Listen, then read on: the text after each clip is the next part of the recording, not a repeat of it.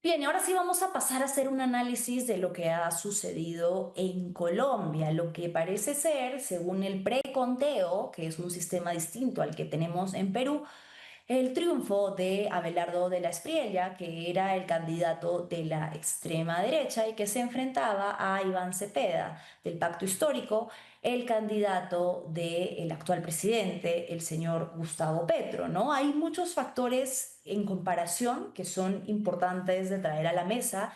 Yo mencionaba, por ejemplo, y que creo que es digno de análisis, que justamente en minutos lo vamos a tener cuando el switcher me avise que está listo nuestro invitado, el margen tan estrecho que han terminado ambos países, ¿no? En Perú la diferencia llega a ser de 40.000 votos actualmente, y eso que todavía no tenemos la finalización del conteo oficial de OMPE, porque faltan las actas y los jurados impugnados, que representa un margen del 0,22%. Y en Colombia la diferencia de candidatos ha sido de la Espriella con 49,6% sobre Cepeda con 48,7%. Un escenario muy similar de un país dividido casi casi a la mitad con un margen de 250.000 votos, diferencia de 0,96%. Ya está con nosotros Ramiro Escobar, quien es periodista y analista internacional, profesor de la Pontificia Universidad Católica del Perú. Ramiro, ¿cómo estás? Muy buenas tardes. Gracias por estar aquí en Fuerte y Claro. Hola Manuela, qué gusto de verte y escucharte. Gracias por la invitación. Mi profesor, por cierto, también debo decir. Ramiro, Claro que sí, bueno, gran alumno. analicemos un poco este triunfo del outsider de la Espriella con un discurso autoritario de reivindicación de Fuerzas Armadas, de minimización de derechos humanos, que quizás se plantea como un triunfo sobre el continuismo de Gustavo Petro en el gobierno colombiano. ¿Cuáles son tus primeras impresiones? Creo que la onda expansiva de la derecha y la ultraderecha incluso está creciendo en el mundo y ya se está asentando en América Latina, ¿no? Ya tuvimos el triunfo de Kast en Chile, ahora viene el Espriella en Colombia. Creo que, o siento, que hay algo que se está moviendo en la atmósfera política y social que hace que la gente sea proclive a votar por este tipo de candidatos ásperos, autoritarios, amenazantes, incluso todo lo que ha dicho de la Espriella en la campaña. Vamos a ver si lo pone en práctica. El discurso de anoche, el discurso triunfal, ha dicho que no, que ahora ya es el momento de la unión, que ya pasó la campaña, pero estamos frente a esa típica situación en la cual se dice algo en campaña y después supuestamente se hace otra cosa. Pero digamos ahora, desde el punto de vista de alguien que no solo hizo promesas, sino que literalmente amenazó en campaña severamente a los otros candidatos, y ahora dice que no lo va a hacer, pero en el discurso de anoche también dijo que cuidado Cepeda con que agite las calles. O sea, se están perdiendo las formas que en el fondo son el fondo. ¿Ya? Es decir, Sí, uno entra a política para competir y si, como dice, o como decía Atahualpa, uso de la guerra son vencer y ser vencidos, entonces tiene que asumirlo así, ¿no? De parte de los dos candidatos. Pero si uno no quiere reconocer, yo creo que Cepeda sí lo va a hacer al final, tal vez Petro no, el presidente, pero tampoco el Espriella se puede poner en el plan de amenazar a Cepeda con que no proteste, que es casi lo que le ha dicho, ¿no?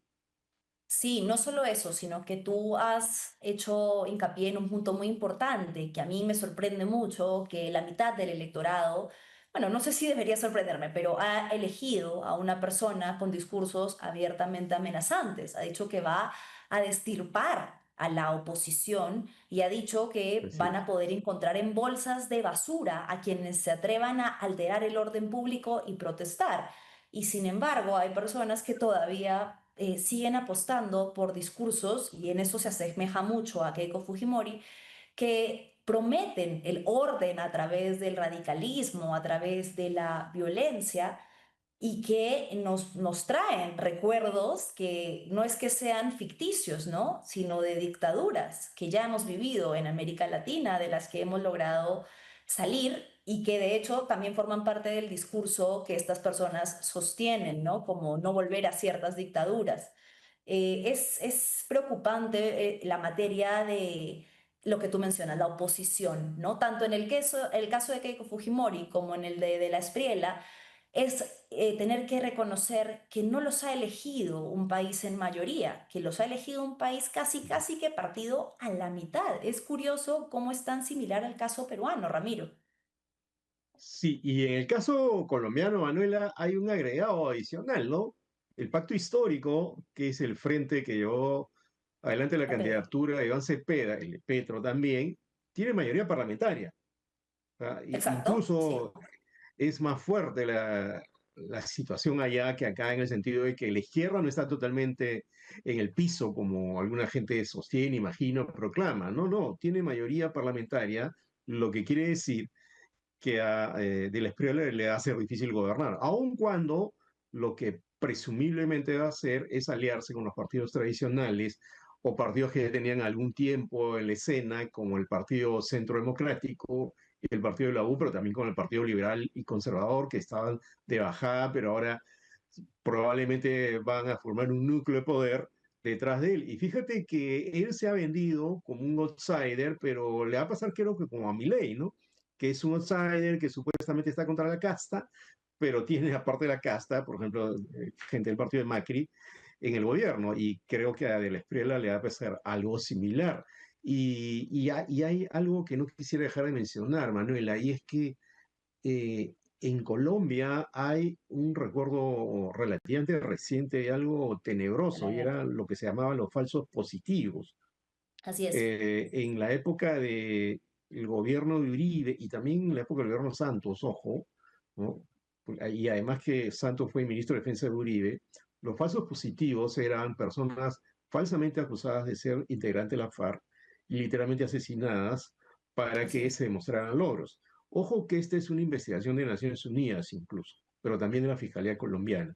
Entonces, si, por ejemplo, vuelven esos tiempos donde se empieza a victimar personas bajo acusaciones nebulosas o injustificables de pertenecer a grupos armados, entonces a, lo que va a ocurrir es que va a aumentar la espiral social colombiana, la espiral de violencia, y probablemente se produzca el efecto contrario de lo que dice buscar de la Espriella, ¿no? Y es evidentemente el programa de paz total de Petro no resultó, pero no estoy seguro y tengo serias dudas de que la fórmula que él propone para llegar a la paz, para pacificar al país, resulte, ¿no? Sí, añado un dato importante a lo que mencionas, que es muy cierto, y que es que una de las principales propuestas de la Espriella en Colombia ha sido eliminar el JEP, que es la Jurisdicción Especial para la Paz, Así es, que era así este es. organismo que de alguna manera era transversal para acercar a una Colombia, como tú dices, con una historia muy reciente de guerrillas y, ojo, de paramilitares que son quienes han llevado a cabo estos falsos positivos, a la reconciliación, al perdón, a el aceptar haber cometido delitos gravísimos y el encontrarse incluso en audiencias públicas con víctimas que traen al debate público estos hechos tan lamentables y que de alguna manera es un paso, o era, no sabemos, probablemente era, porque ya no va a existir, un paso importante para la paz. Y recordar también en esa línea, Ramiro, que parte de la fortuna de la Espriella se creó defendiendo, siendo abogado de paramilitares acusados de masacres, de crímenes de lesa humanidad, y que de hecho le ha llevado a que un grupo de senadores, de congresistas republicanos en Estados Unidos pidan que se le investigue, ¿no? Aquí con esto quiero pasar a hablar de la Bien, relación problemática con Estados Unidos, ¿no? Algo que pasó ayer y que me sorprendió mucho, Ramiro, y te voy a preguntar sobre esto, es que los medios colombianos, sobre todo los oficialistas, decían, bueno, ya habló Donald Trump, ya puso su tweet Donald Trump, ya hizo la llamada Donald Trump, ya tenemos presidente.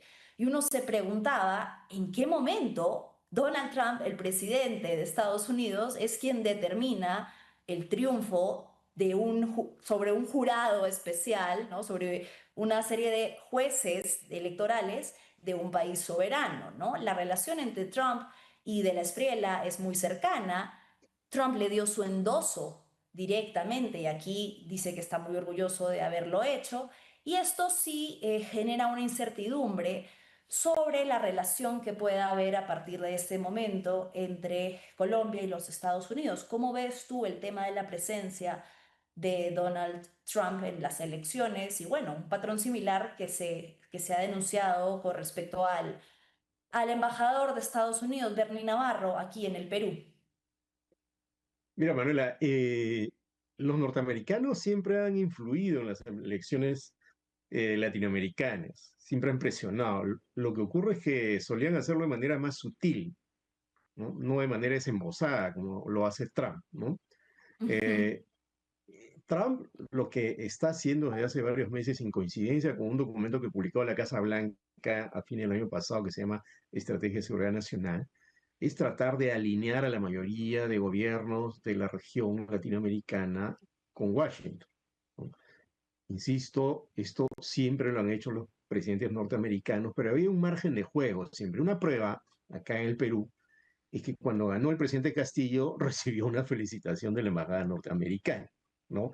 Yo creo que si hubiera ganado acá Roberto Sánchez, me parece que difícilmente se hubiera producido algún post de Trump en X entusiasma, como vemos en este caso con el triunfo de la Esprela, y seguro que cuando se confirme el triunfo de Keiko Fujimori va a ser algo similar.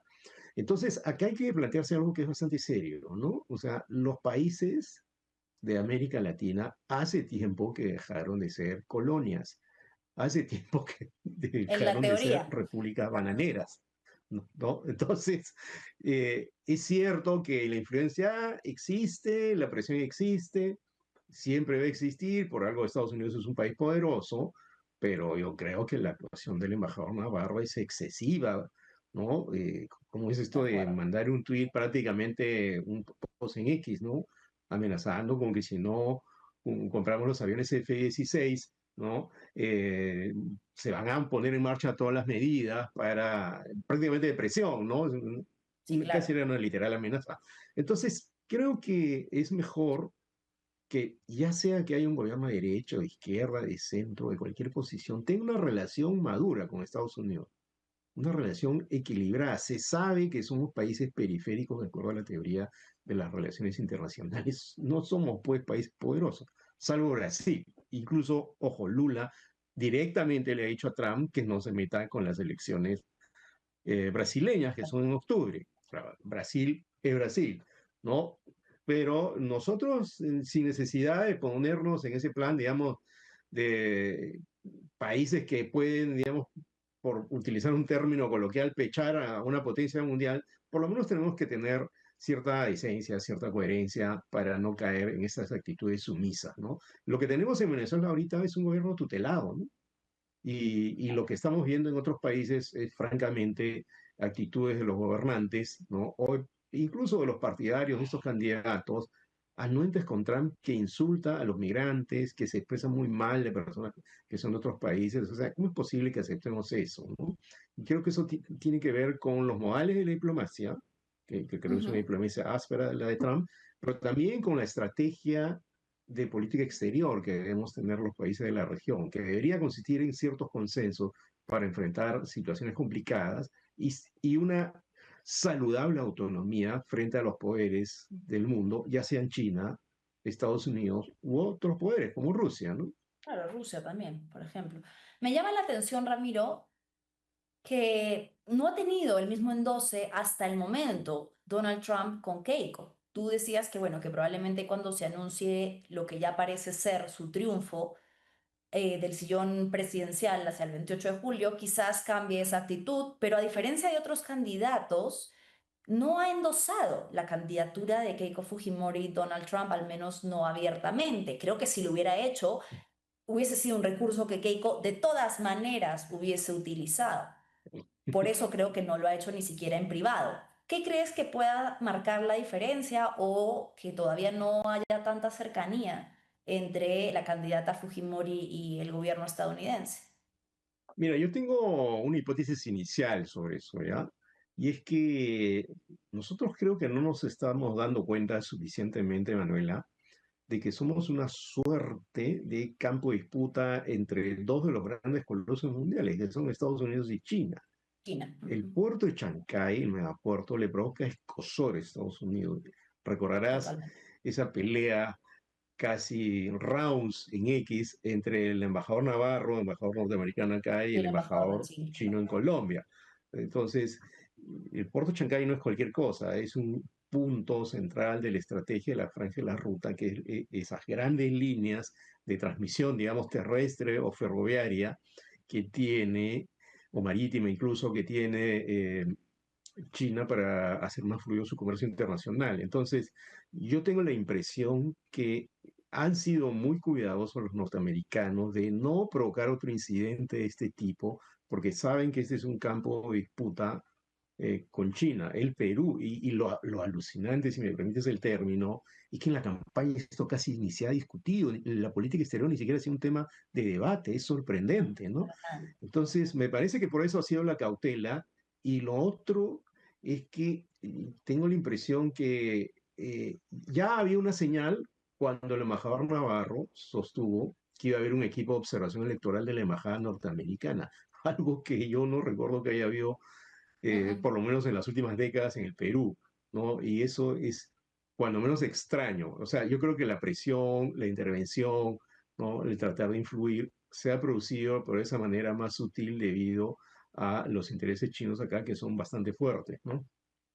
claro, de acuerdo. Sí, es un punto importante porque moviliza gran parte de la economía y del comercio internacional. Para ir cerrando, Ramiro, ayer Sí, escuchaba ambos discursos y, por ejemplo, me pareció bastante hidalgo el discurso de Iván Cepeda, que si bien habló sobre recursos legales de impugnaciones a mesas, sus primeras palabras fueron de reconocer el conteo previo, ¿no? Que es un organismo distinto al que tenemos aquí en el Perú, que sí se hace directamente por la registraduría, no es una encuestadora. Pero bueno, sus primeras palabras son de aceptar el resultado del conteo previo y el de agradecer a todas las disidencias que le otorgaron el voto. No sé si percibes una distancia con respecto a Roberto Sánchez y, por ejemplo, este recurso que han presentado ahora, en el que ya ahora sí, de manera formal, utilizan la palabra fraude. mira, yo creo que la calidad personal e intelectual de Iván Cepeda eh, hace de él un personaje cauto, un personaje inteligente, un personaje que en una circunstancia así guarda la compostura. Él ha dicho que acepta los resultados del conteo rápido, del conteo preliminar, que es algo que hace el Estado en Colombia, como bien señalas, ¿no? Ujú. Que sostiene que no son vinculantes y que va a haber impugnaciones, pero yo no le veo a él ánimo de patear el tablero, de agitar la calle inútilmente, pero sí le veo ánimo de resistir un posible gobierno de Abelardo Esprela. Y ojo que a veces la gente olvida que la vida de Iván Cepeda es una vida de muchos sufrimientos y resistencia. Su padre asesinado, él tuvo un enfrentamiento con el expresidente Uribe, del cual él, en cierto modo, salió ganando y fortalecido políticamente. Es un tipo bastante decente, ¿no? Entonces, no lo veo en un plan fraudista, pongamos ese término, si no tiene argumentos para presentar una acusación de ese tipo. Y yo creo que Ujú. acá Roberto Sánchez y no sé, todos juntos por el Perú, las personas que lo acompañan deberían ya estar procesando el momento. Yo sé, y fíjate, no quisiera dejar de decirlo, ¿no? Que en cierto modo la cancha en el Perú estaba inclinada desde que comenzó todo el proceso, la existencia de 35 candidatos, la dispersión del voto, la negación de las primarias abiertas, simultáneas y obligatorias, todo estaba configurado para que de alguna Todo. manera gane Keiko Fujimori o algún candidato de la derecha o López Aliaga. Ok, pero en el momento que se aceptan las reglas, ¿no? Ya se va a la competencia y se tiene que aceptar el resultado de la competencia. Entonces, creo que estirar demasiado el argumento del fraude, cuando cada vez que se revisan los argumentos son más endebles, no es muy inteligente y no es muy saludable para la estabilidad social y política en el Perú. Y no lo sería tampoco en Colombia. Lo que sí va a pasar, y esto es algo que creo que es importante tener en cuenta, es que estos candidatos de derecha o de extrema derecha, o los candidatos de derecha que salen del closet, como eh, Rodrigo Paz en Bolivia, que entra con el Partido Demócrata Cristiano, pero después se convierte en un presidente súper a la derecha, habiendo ganado con votos de la izquierda en parte. Creo que tiene que saber que los movimientos sociales, incluso no diría los partidos de izquierda exactamente, sino la gente que quiere cambios sociales, la gente que puede estar vinculada a un movimiento de izquierda o no, no es poca. Como tú señalabas hace un rato, como lo comentábamos, no han sido olas así que han tapado a las personas que votan por el otro candidato. No ha sido así, han ganado por muy poco. Entonces tiene que tener en cuenta ese dato social. De la Esprila tendría que hacer un gobierno de mínimo consenso y dejar de lado las amenazas. Y lo mismo Keiko Fujimori. Porque si no, tristemente lo que puede ocurrir es que haya una espiral de turbulencias sociales que hagan ingobernables a nuestros países y que al final terminen afectando la vida concreta de la población. Sí, de acuerdo con eso, Ramiro. Esperemos entonces ver cuál es el discurso final que tienen cada uno de los respectivos candidatos una vez que ya el conteo sea oficial en ambos países. Te agradezco muchísimo por tu tiempo y espero Gracias. que se Así. repita la oportunidad. Ha Hasta pronto. sido Ramiro. Chao, querido. Ha sido Ramiro Escobar, quien es periodista, analista internacional y profesor de la Pontificia Universidad Católica del Perú.